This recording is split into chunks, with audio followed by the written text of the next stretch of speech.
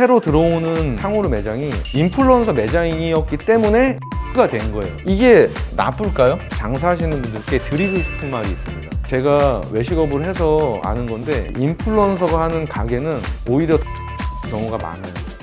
안녕하세요. 오랜만에 인사드립니다. 저는 장사인 배려하는 남자 장배나입니다.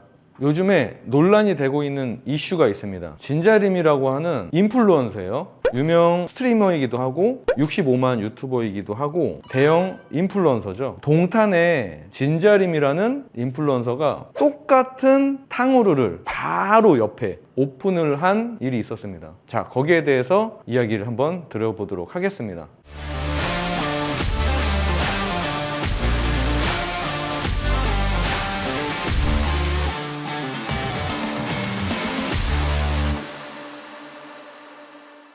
탕후루 많이들 아실 거예요. 우후죽순 많이 생기기도 했고 특히 어린 층들이 많이 좋아하는 먹거리죠. 상권마다 하나씩 들어가 있는 탕후루 가게의 모습을 많이 보셨을 거예요. 그런데 그 바로 옆에 똑같은 탕후루집을 오픈한 겁니다. 자, 여기서 논란이 되고 있는 것들이 있어요. 탕후루 이 업종이 겹치는 것도 그렇지만 진자림이라고 하는 이 인플루언서가 여기 오픈하기까지 과정 중에 이슈가 되는 것들이 있습니다. 이 부동산이랑 인근 상인들한테는 디저트 가게로 오픈을 할 거라고 이야기를 한 거예요. 그리고 원래 바로 옆에서 운영을 하던 가게의 직원한테도 바로 옆에 디저트 가게를 오픈할 거니까 잘 부탁드린다. 자, 이렇게 오픈을 했는데 간판을 보니까 탕후루라는 간판으로 오픈을 한 상황입니다.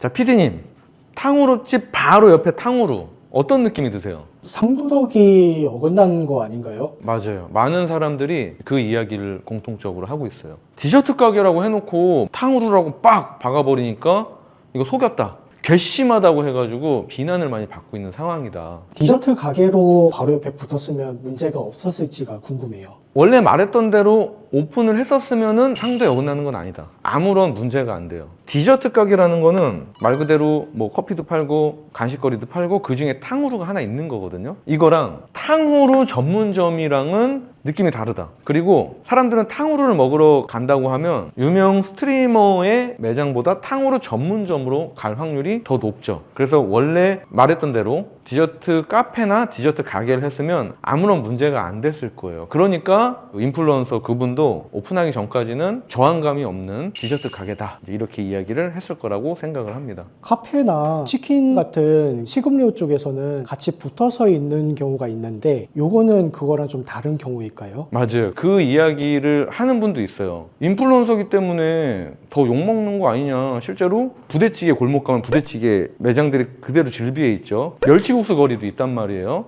그런 거는 뭐냐 이렇게 이야기를 하는데, 반면에 반론을 하시는 분들 이야기는 탕후루라는 메뉴 자체는 맛이 다 똑같다. 그리고 먹는 층이 어린 층들, 그래서 한정적이다. 그리고 상권도 나이가 어린 연령층들이 주로 이동을 하는 그런 거리에 들어가기 때문에 이거는 경쟁 붙으면 서로가 좋지 않다, 이제 이런 이야기가 있단 말이에요. 아이템 성격별로 다르다, 이런 생각이 들고 탕후루끼리 붙어있는 모습은 제가 보기에도 썩 좋은 모습은 아니다. 경쟁성이 떨어지는 데가 도태되는 게 당연하다, 이런 얘기가 있는데요. 아이템에 따라 좀 다르긴 하다. 법적으로는 바로 옆에 들어오든 뭐 한 블럭 옆에 들어오든 제한할 수 있는 거는 아니에요. 다만 상도라는 이야기 들어봤죠? 그런 경우 많잖아요. 법에 어긋나진 않지만 도덕적으로 좀 지탄을 받는, 더군다나 이제 인플루언서라는 그 유명세를 가지고서 들어온 거잖아요. 그러면 더 많은 홍보가 될 거고 더 많이 이슈가 될 거기 때문에 상대적으로 인플루언서가 아닌 가게를 운영하는 매장은 불리한 위치에 있을 수밖에 없죠. 그래서 법적으로는 맞다. 자유경쟁 시장에 있을 수 있는 모습이긴 하나, 탕후루라는 아이템이 갑자기 늘어나는 이런 시국에 집중이 돼서 지탄을 받을 여지는 충분히 있었다. 만약에 이게 탕후루가 아니고 국밥집이었어요. 순대국밥집이 원래 있던 자리였는데 설렁탕집이나 콩나물국밥집이 바로 옆에 붙어서 생긴다, 이럴 때는 어떻게 보게 될까요? 그거는 좋은 현상인 것 같은데요. 거리가 활성화되는 모습이잖아요. 국밥 옆에 설렁탕, 그리고 그 옆에 콩나물국밥. 이건 아이템이 다르잖아요. 그렇죠? 오늘은 내가 콩나물국밥 먹을 수 있고 내일은 뭐 돼지국밥, 모레는 설렁탕 먹을 수 있단 말이에요.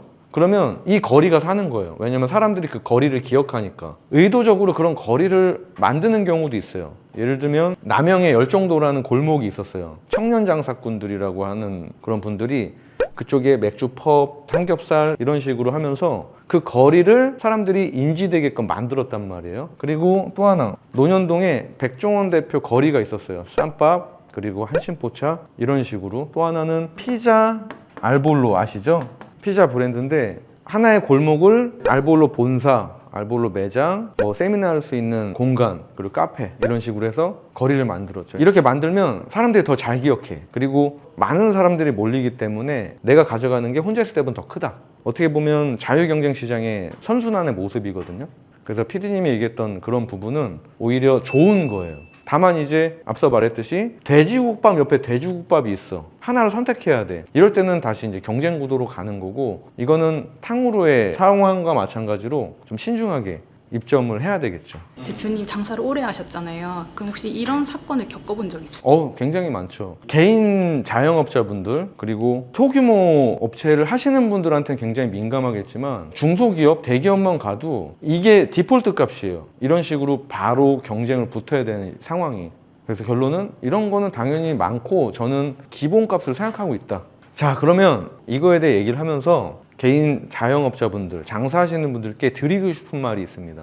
우선 오늘의 이 이야기는 새로 들어오는 탕후루 매장이 인플루언서 매장이었기 때문에 이슈가 된 거예요.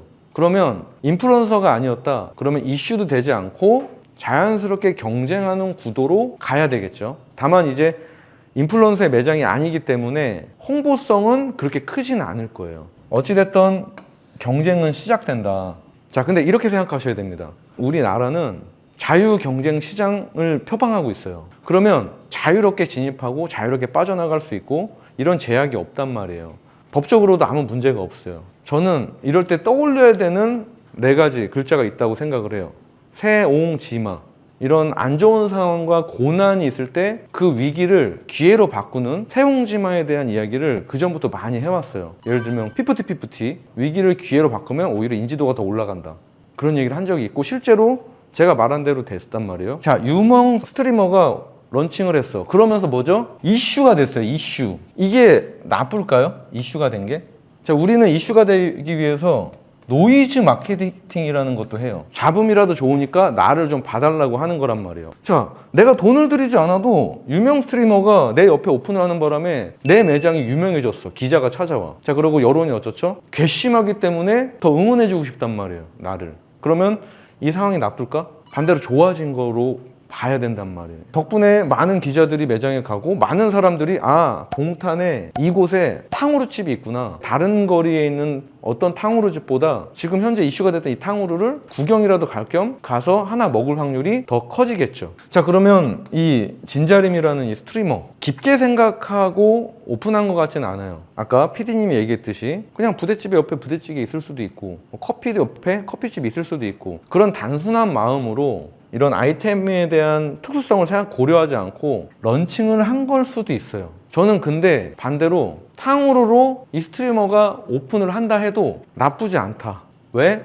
벌써 여론이 형성됐기 때문에 옆 가게에 무언가 협조를 요청할 수도 있고 함께 행사를 할 수도 있고 특정 아이템에 대해서는 서로 침해하지 않기로 약속을 할 수도 있고 그러면 사람들은 각자의 매장으로 보는 게 아니고 이거를 하나의 덩어리로 봐요. 그럼 이 2개의 매장이 함께 이벤트도 할 수 있고 또 서로가 자극을 받아서 다른 메뉴, 신메뉴라도 100원이라도 싸게 뭔가 해보려고 궁리를 한단 말이에요. 이게 자유경쟁 시장의 아주 순기능이란 말이에요. 그러면 옆에 이 탕후루를 받쳐줄 수 있는 또 어떤 아이템이 들어온다. 뭐 커피도 좋겠죠. 달달하니까 커피. 그리고 여기는 빵 종류가 또 들어올 수도 있겠죠. 여기는 뭐 아이스크림 정도. 탕후루 먹고 커피 먹으면서 빵도 조금 먹고 아이스크림으로 마무리. 그러면 이걸 일컬어 상권이 산다 그러는 거예요. 자, 이런 식으로 발전될 수 있다. 이걸 기억하시고 그러면 저라면 어떻게 할 거냐? 위기를 기회로 삼고 저를 더 알리고 그리고 오히려 이 스트리머한테 들어오셔라. 탕후루로 같이 해보자. 서로만 하는 아이템 전략적으로 같이 짜서 하고 같이 이벤트도 하고 내 가게도 같이 홍보해주세요 할 수도 있고 그렇죠? 그럼 보기 좋고 훈훈해지죠? 그럼 그 옆에 관련된 아이템들이 들어오겠죠. 그럼 사람들이 유입되겠죠. 유명 스트리머 가게도 가겠지만 옆에 마음씨 좋은 사장님 가게도 가겠죠. 이게 바로 세용지마다. 그리고 이런 마인드는 기본적으로 세팅하고 있어야 돼요. 싸우기보단 어떻게 이거를 내가 활용할까. 이게 순기능이다. 자유경쟁 시장이.